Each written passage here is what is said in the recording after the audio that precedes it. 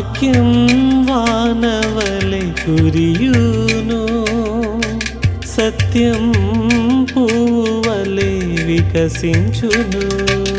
సత్యం సత్యమే, సత్యం సత్యమే, సత్యం సత్యమే, సత్యం సత్యమే.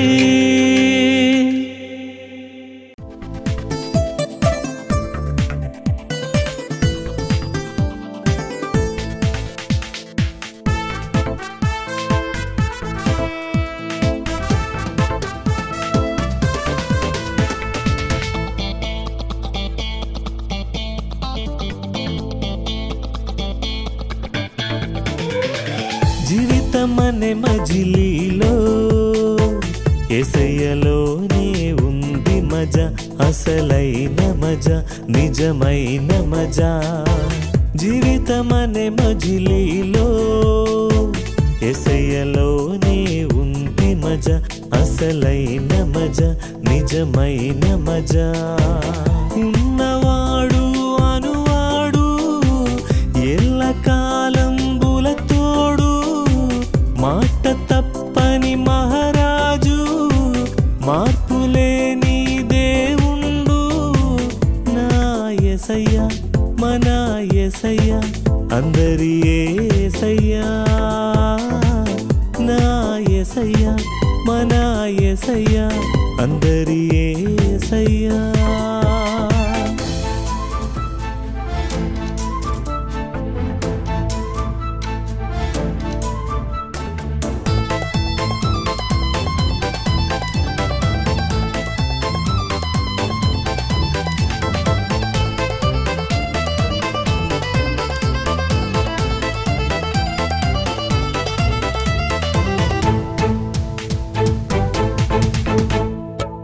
కృంగి ఉన్నావా, కుమిలి ఉన్నావా, కరకు నేలపై కూలి ఉన్నావా. కృంగి ఉన్నావా, కుమిలి ఉన్నావా, కరకు నేలపై కూలి ఉన్నావా. కనికరించే యేసయ్యా, కరుణ హస్తము చాపనుగా. చింత ఎందుకు ఓనేస్తావు, అందుకో మరి ప్రభు హస్తం. నా నేస్తమా యేసుని నమ్ముమా, చింతను వీడుమా. నా నేస్తమా యేసుని నమ్ముమా, చింతను వీడుమా. జీవితమనే మజిలీలో యేసయ్యలోనే ఉంది మజా, అసలైన మజా, నిజమైన మజా. సత్యం సత్యమే అనే ఈ కార్యక్రమానికి స్వాగతం.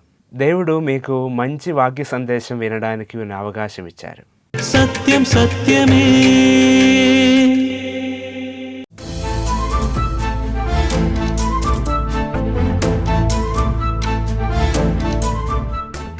Praise the Lord. అందరికీ మన ప్రభువును ప్రియ రక్షకుడైన యేసుక్రీస్తు ప్రభు వారి శ్రేష్టమైన నామంలో వందనాలు తెలియజేస్తూ ఉన్నాను. అందరూ బాగున్నారా?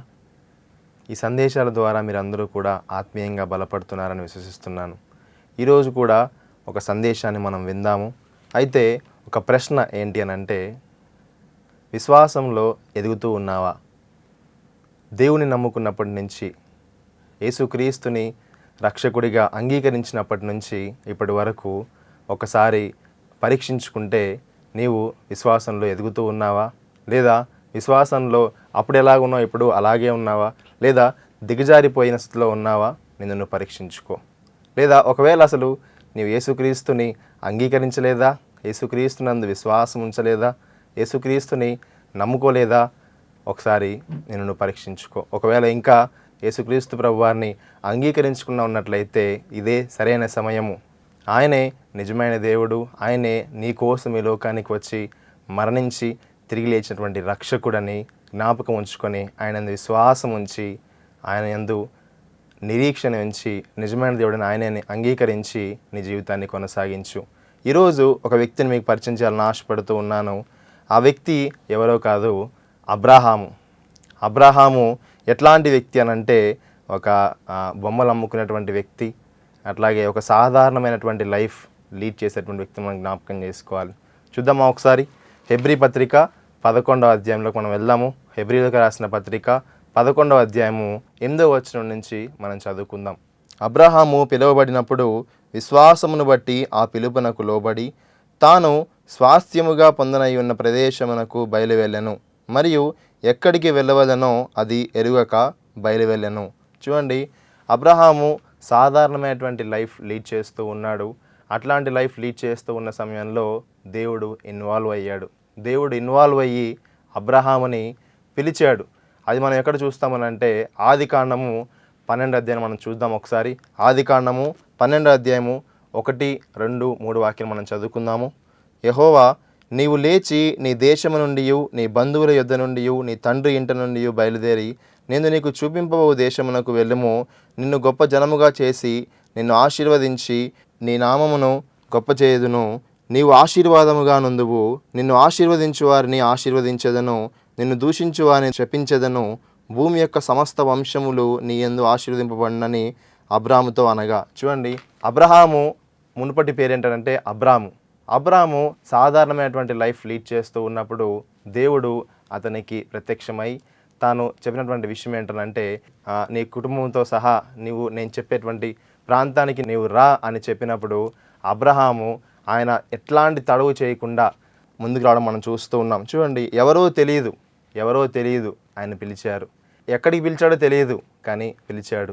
నిరీక్షణ లేదు, ఆధారము లేదు, ఎందుకు పిలిచాడో తెలియదు, కానీ ఆయన పిలవగానే వెంటనే ఆయన రావడం మనం చూస్తూ ఉన్నాం. ఆయనకి ఎట్లాంటి పిల్లలు లేరు, కానీ అక్కడ దేవుడు ఇచ్చినటువంటి వాగ్దానం ఏంటనంటే నిన్ను గొప్ప జనాంగముగా చేస్తానని ఆయన వాగ్దానం చేసినప్పుడు ఆయనకి ఎట్లాంటి పిల్లలు లేరు.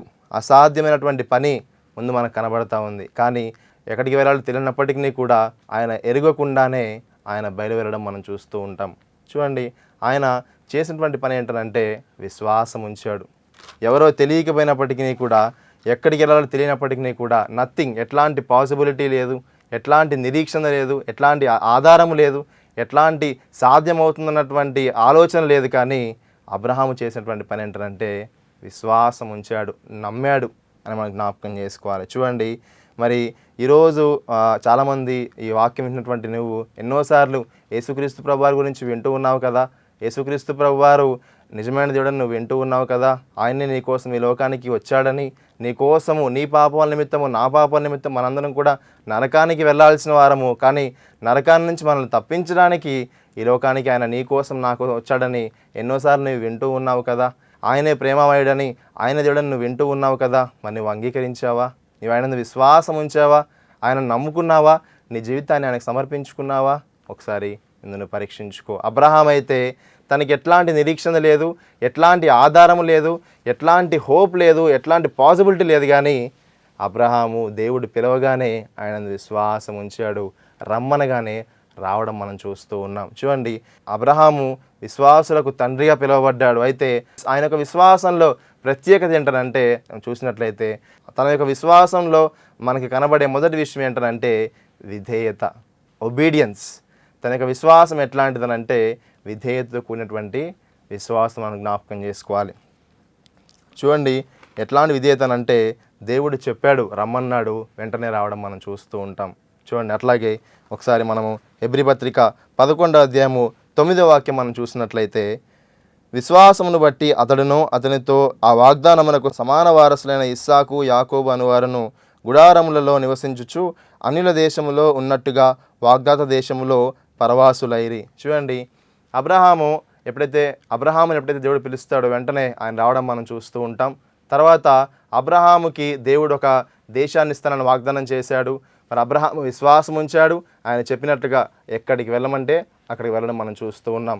తర్వాత అబ్రహాముకి నీకు ఒక ప్రియ కుమారుని ఇస్తానని వాగ్దానం చేశాడు. మరి అబ్రహాం విశ్వాసం ఉంచాడు, అలాగే ఆయన చెప్పినట్టుగానే విధేయత చూపించడం మనం చూస్తూ ఉంటాం. అబ్రహాముకి ఒక కుమారుడు పుట్టిన తర్వాత కూడా కొన్ని సంవత్సరాలు గడిచిన తర్వాత నీకు ఒక్కడైనటువంటి నీ కుమారుణ్ణి బలి అర్పించు అని చెప్పగానే అబ్రహాము నో చెప్పకుండా వెంటనే ఆయన విశ్వాసం ఉంచాడు, విధేయత చూపించడం మనం చూస్తూ ఉంటాం. సో అబ్రహాము చెప్పింది చేసిన మనం చూస్తూ ఉంటాం.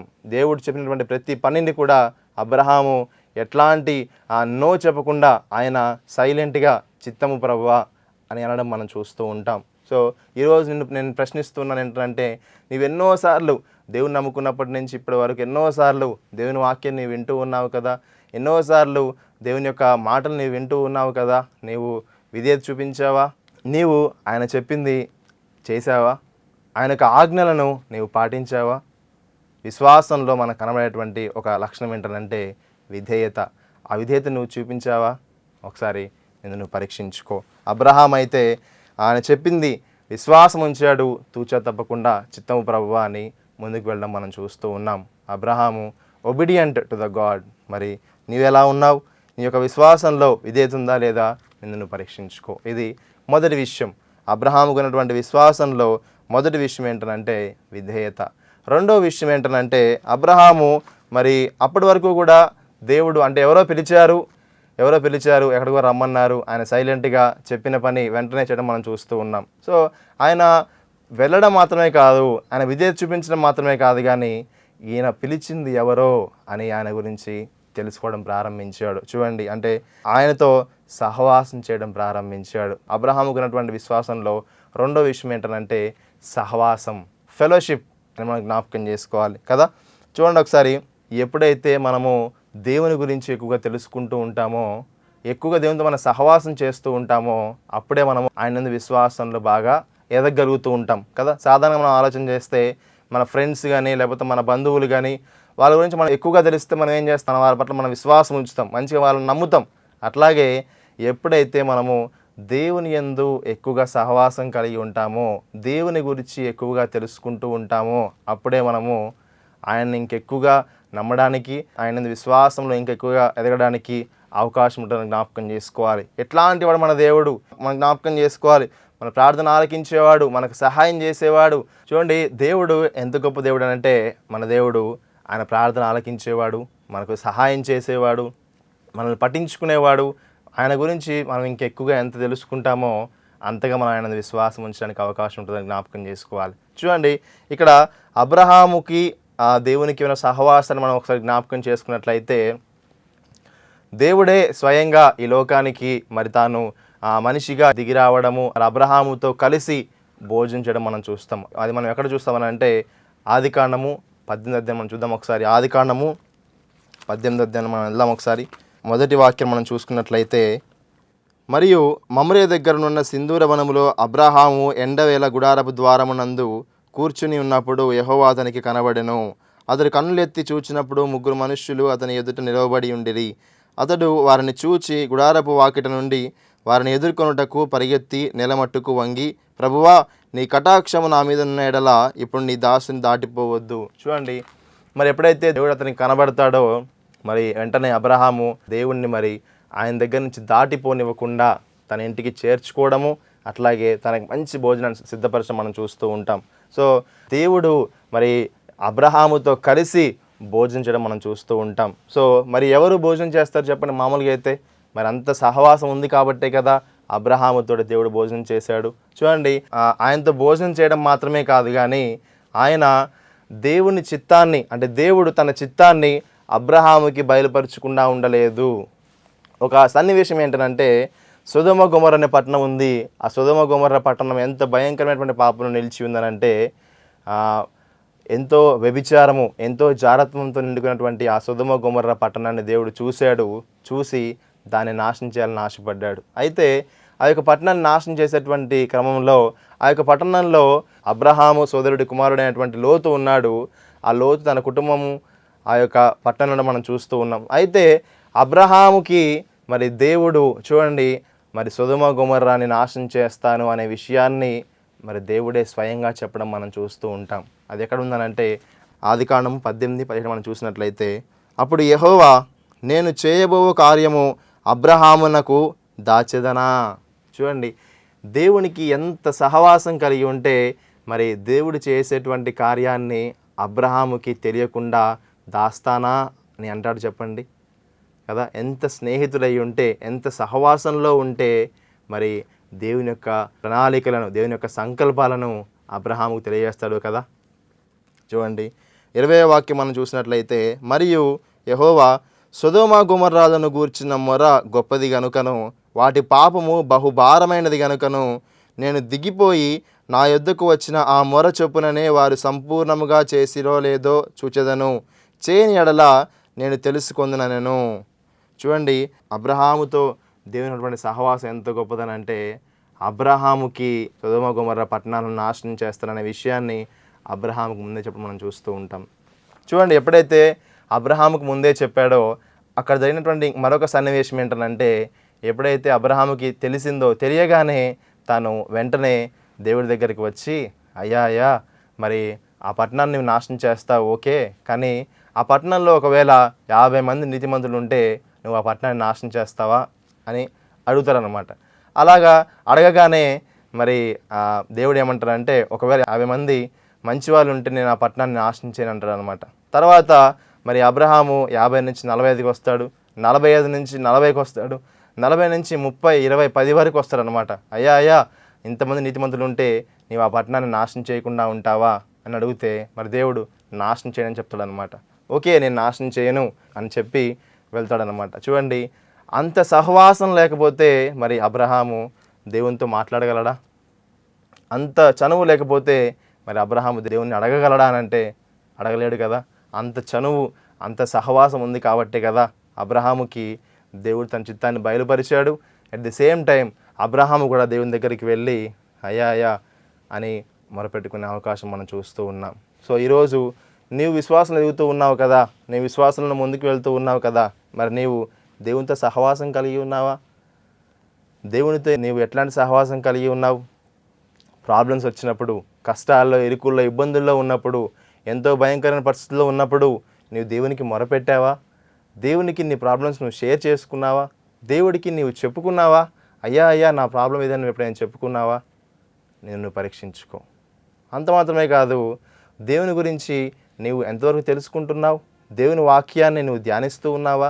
దేవుడు తన ప్రణాళికలను నీకు బయలుపరచాలని ఆశపడుతూ ఉన్నాడు, తన యొక్క లక్షణాలు నీకు బయలుపరచాలని ఆశపడుతూ ఉన్నాడు.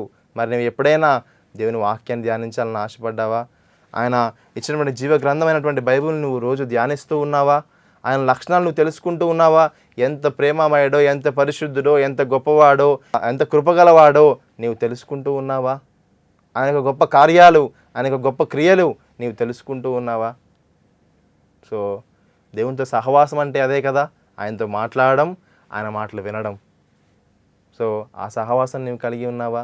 ఇంకా దేవునితో అట్లాంటి సహవాసం ఎదగాలి అని అంటే సంఘ సహవాసం ఉండాలి. నిన్ను పట్టించుకునేవారు, నీ గురించి ప్రార్థన చేసేవారు, నీకు వాక్యాన్ని బోధించేవారు, నిన్ను ఎంకరేజ్ చేసేవారు, నేను బలపరిచేవారు ఉన్నప్పుడు నీవు వారి యొద్దకు వెళ్తూ ఉన్నావా? సంఘానికి నువ్వు రెగ్యులర్గా వెళ్తూ ఉన్నావా? నిన్ను పరీక్షించుకో.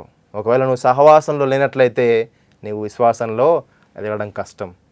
నీవు దేవుని గురించి ఎక్కువగా తెలుసుకోకుండా ఉన్నట్లయితే నీ విశ్వాసంలో ఎదగడం కష్టం. నువ్వు ఎంత ఎక్కువగా దేవుని గురించి తెలుసుకుంటావో అంత ఎక్కువగా ఆయన విశ్వాసం ఉంచుతావు, అంత ఎక్కువగా ఆయన నమ్మడానికి అవకాశం ఉంటుందని జ్ఞాపకం చేసుకో. ఇది రెండో విషయం. అబ్రహాము మరి ఆయనకున్నటువంటి విశ్వాసంలో మొదటి విషయం ఏంటంటే విధేయత, రెండో విషయం ఏంటంటే సహవాసం.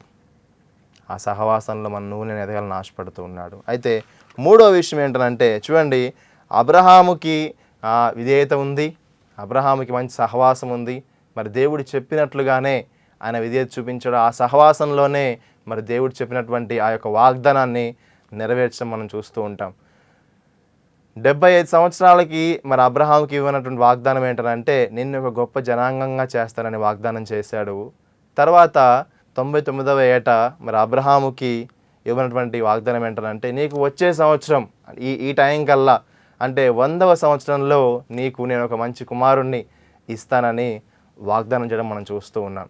ఆయన వాగ్దానం చేసిన వాడు నమ్మదగినవాడు కాబట్టి ఆయన వెంటనే చెప్పిన విధముగానే ఒక కుమారుణ్ణి ఇస్సాకుని ఇవ్వడం మనం చూస్తూ ఉంటాం. ఇస్సాకు మరి పుట్టిన తర్వాత కాలక్రమేణా టైం వెళ్తూ ఉంది. కొన్ని సంవత్సరాలు గడిచిన తర్వాత దేవుడు మరలా ఒక ఆజ్ఞడు మనం చూస్తూ ఉంటాం. ఆ ఆజ్ఞ ఏంటంటే చూడండి ఒకసారి, అబ్రహాముకి మరొక ఆజ్ఞ ఏంటంటే చూడండి, ఒక పరీక్షను మనం చెప్పొచ్చు అనమాట. చూడండి, ఆదికాండము 22వ అధ్యాయం 1వ వాక్యం మనం చూసినట్లయితే, ఆ సంగతులు జరిగిన తర్వాత దేవుడు అబ్రహామును పరిశోధించెను. ఎట్లనగా ఆయన అబ్రహామా అని పిలవగా అతడు చిత్తము ప్రభువా అనెను. అప్పుడు ఆయన, నీకు ఒక్కడై ఉన్న నీ కుమారుని అనగా నీవు ప్రేమించు ఇస్సాకును తీసుకొని మోరియా దేశమునకు వెళ్ళి అక్కడ నేను నీతో చెప్పబో పర్వతములలో ఒక దాని మీద దహన బలిగా అతన్ని అర్పించమని చెప్పడం మనం చూస్తూ ఉన్నాం. సో అబ్రహాముకు ఉన్నటువంటి విశ్వాసంలో మూడో విషయం ఏంటంటే పరీక్షలకు సైతము నెగ్గినటువంటి విశ్వాసము, పరీక్షలకు సైతం నిలబడినటువంటి విశ్వాసం. సో ఆ పరీక్ష ఏంటి అని అంటే, దేవుడు అబ్రహాముకి ఇచ్చినటువంటి ఆ ప్రియ కుమారుణ్ణి ఇస్సాకుని మరి ఒక పర్వతం మీదకి తీసుకెళ్ళి తనని బలివ్వమని చెప్పడం మనం చూస్తూ ఉంటాం. సో 100 సంవత్సరాలకు పుట్టినటువంటి ఏకైక కుమారుణ్ణి బలివ్వమని అబ్రహాముకి చెప్పగానే అబ్రహాము ఏం చేయాలో లెక్క అయితే, మనమైతే ఏం చేసేవాళ్ళం, అయ్యా 100 ఏళ్ళు అయిందయ్యా, ఇంతవరకు ఒక కుమారుడు లేడయ్యా, ఒకే ఒక కుమారుడు కదయ్యా, వదిలేసేయ్యా అని మనం చెప్తాం. కానీ అబ్రహాము చేసినటువంటి పని ఏంటంటే చిత్తము ప్రభువా అని చెప్పడం మనం చూస్తూ ఉంటాం. సో అబ్రహాము మొట్టమొదట ఎప్పుడైతే నిరీక్షణ లేని, ఆధారం లేని, ఆ రుజువు లేనటువంటి టైంలో అబ్రహాముని పిలిచినప్పుడు ఎలాగైతే చిత్తం ప్రభువా అని చెప్పాడో అదే విశ్వాసాన్ని ఇప్పుడు కనపరచం మనం చూస్తూ ఉన్నాం. ఎప్పుడైతే తాను చెప్పాడో వెంటనే నో చెప్పకుండా తానే తెల్లవారుగానే లేచి తానే కట్టలు సమకూర్చుకొని తన పనివారిని తీసుకొని ఆ ప్రాంతానికి వెళ్ళి ఇస్సాకుని బలి అర్పించడానికి అంతా కూడా రెడీ చేయడం మనం చూస్తూ ఉంటాం. సో ఎప్పుడైతే ఆ కొండ వస్తుందో ఆ కొండ దగ్గరికి రాగానే తన పనివారిని పక్కన పెట్టేసేసి కట్టలు అబ్రహాము ఇస్సాకు ఇద్దరు కలిసి కొండ ఎక్కడం మనం చూస్తాం. ఆ కొండ ఎక్కగానే కట్టలు చక్కగా పేర్చడం మనం చూస్తాం. కట్టలు చక్కగా పేర్చిన తర్వాత ఇస్సాకుని బంధించి ఆ కట్టల మీద పెట్టి మరి తనని నరకడానికి కత్తి ఎత్తడం మనం చూస్తాం అన్నమాట. చూడండి, అబ్రహాముకు ఉన్నటువంటి విశ్వాసము ఎంత గొప్ప మనం అర్థం చేసుకోవాలి. సో ఆ యొక్క వాక్యం మనం చూసినట్లయితే మనకు అర్థమవుతుంది. చూడండి ఒకసారి, ఆదికాండము 22వ అధ్యాయము 10వ వాక్యం మనం చూసినట్లయితే, అప్పుడు అబ్రహాము తన కుమారుని వధించుటకు తన చెయ్యి చాపి కత్తి పట్టుకొనగా యెహోవా దూత పరలోకము నుండి అబ్రహామా అబ్రహామా అని అతను పిలిచెను. అందుకతడు చిత్తము ప్రభువా అనెను. అప్పుడు ఆయన, ఆ చిన్నవాని మీద చెయ్యి వేయకము, అతనినేమియూ చేయకము, నీకు ఒకడై ఉన్న నీ కుమారుని నాకు వెనుతీయలేదు గనుక నీవు దేవునికి భయపడేవాడవని ఇందువలన నాకు కనబడుచున్నదనెను. చూడండి, అబ్రహాము కన్నటువంటి విశ్వాసములో మరి దేవుడు పరీక్షించడం మనం చూస్తాము. ఆ పరీక్షకు తను నిలబడి మరి సంతోషంగా దేవుని చిత్త ప్రకారం ముందుకు వెళ్ళడం మనం చూస్తూ ఉంటాం. సో ఈ యొక్క విశ్వాస జీవితంలో మనకు కూడా ఎన్నోసార్లు భయంకరమైనటువంటి పరిస్థితులు వస్తూ ఉంటాయి. ఎన్నో శ్రమలు, ఎన్నో ఇబ్బందులు మనం కొని తెచ్చుకుంటాము. ఎన్నో శ్రమలు, ఎన్నో ఇబ్బందులు దేవుడు మనల్ని పరీక్షించాలని ఆశపడుతూ ఉంటాడు. సో ఎందుకని మనల్ని పరీక్షించాలని అంటే, మనల్ని పరీక్షిస్తేనే మన విశ్వాసంలో ఒక మెట్టు ఎగుతో మనం జ్ఞాపకం చేసుకోవాలి కదా. ఒక ఐఏఎస్ ఎగ్జామ్ మనం చూసినట్లయితే ఐఏఎస్ ఎగ్జామ్ ఎంత కఠినంగా ఉంటుంది. ఆ ఎగ్జామ్ అంత కఠినంగా ఉంటుంది కాబట్టి ఆ కఠినమైనటువంటి ఎగ్జామ్ పాస్ అయిన వారికి తర్వాత బహుమానం అంత గొప్పగా ఉంటుందని జ్ఞాపకం చేసుకోవాలి. అంతేవిధంగా మన జీవితాల్లో కూడా ఎన్నో భయంకరమైన పరిస్థితులు, ఎన్నో భయంకరమైన పరీక్షలు వస్తూ ఉంటాయి.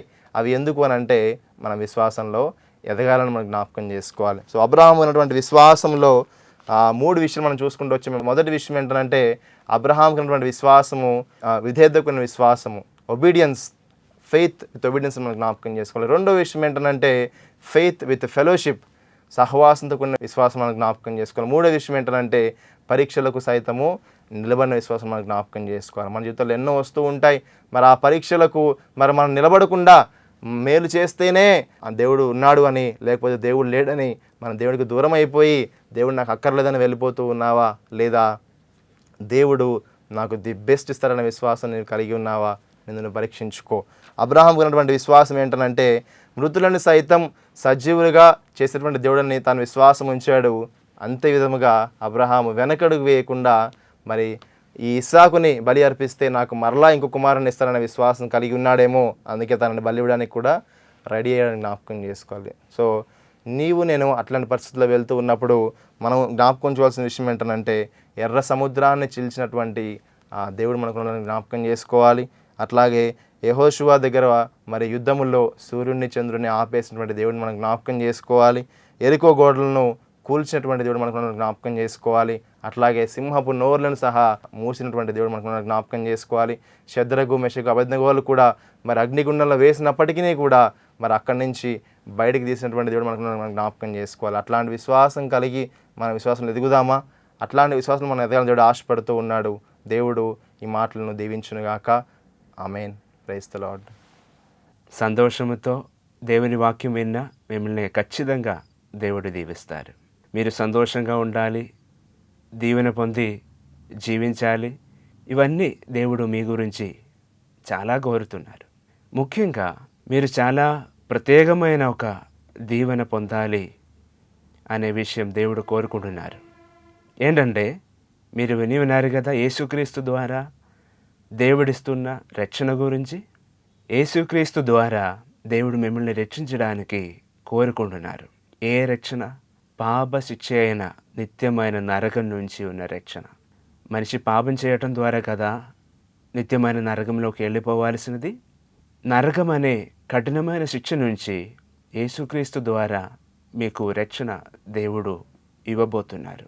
దాని కొరకు మీరేం పని చేయాల్సిన అవసరం లేదు. మీ పాపాలు యేసుక్రీస్తు ముందు ఒప్పుకోవాలి, పశ్చాత్తాపంతో ఒప్పుకోవాలి. యేసుక్రీస్తు ప్రభువారు మీ సృష్టికర్త అయిన దేవుడుగా ఉన్నప్పుడు కూడా మిమ్మల్ని ప్రేమించి ఈ లోకానికి వచ్చారు. మీ పాపముల కోసం మీరు అనుభవించాల్సిన శిక్ష మొత్తం ఆ కలువరి శిలువ మీద మీకోసం మీకు బదులుగా అనుభవించారు. శ్రమలు అనుభవించి మరణించిన యేసుక్రీస్తు ప్రభువారు మరణాన్ని ఓడించి 3వ రోజున తిరిగి లేచారు. ఈ విషయం మీరు నమ్ముకోవాలి. యేసుక్రీస్తు ప్రభువుని మీ రక్షకుడుగా, మీ దేవుడుగా మీరు అంగీకరిస్తే మీకు రక్షణ వస్తుంది. ఈ దీవెన మీరు పొందాలి. దాని ద్వారా ఉన్న సంతోషం మీరు జీవితకాలం అంతా అనుభవించాలి, నిత్య జీవితంలో కూడా అనుభవించాలి అనే విషయం దేవుడు కోరుకుంటున్నారు. కాబట్టి మీరు చేయాల్సినది ఇదే. మీ పాపాలు ఆయన ముందు చెప్పండి. ప్రభువా, నేనైతే పాపిని, నా పాపాల కోసం నేను అనుభవించాల్సిన శిక్ష ఆ కలువరి శిలువ మీద నా కోసం మీరు అనుభవించారు కదా. నన్ను ప్రేమించి నా కోసం మరణించిన నా రక్షకుడు, నా దేవుడు అని మీ గురించి నేను నమ్ముతున్నాను ప్రభు అని చెప్పండి. ఈ విధముగా మీ జీవితం సంతోషంతో నింపి ఉన్న జీవితంగా మారటం సాధ్యం. దేవుడు ఈ విధముగా మిమ్మల్ని దీవించును గాక. మీ విలువైన సలహాలు, ప్రార్థన అవసరతలు మాకు తెలియజేయండి. మా address agape gospel ministries, building number 3-168/80P, Vaishnavi Nagar, Suraram, Hyderabad. Pin 500055. మా కాంటాక్ట్ నంబర్స్ 9154145978 మరియు 906-356-8798. మా ఈమెయిల్ ఐడి satyamsatyame@gmail.com. ఈ ప్రోగ్రాం మరలా వీక్షించాలనుకుంటే సత్యం సత్యమే అనే మా యూట్యూబ్ ఛానల్, ఫేస్బుక్ పేజ్, ఇన్స్టాగ్రామ్లో కూడా వీక్షించవచ్చు. దేవుడు ధారాళముగా మిమ్మల్ని దీవించును గాక.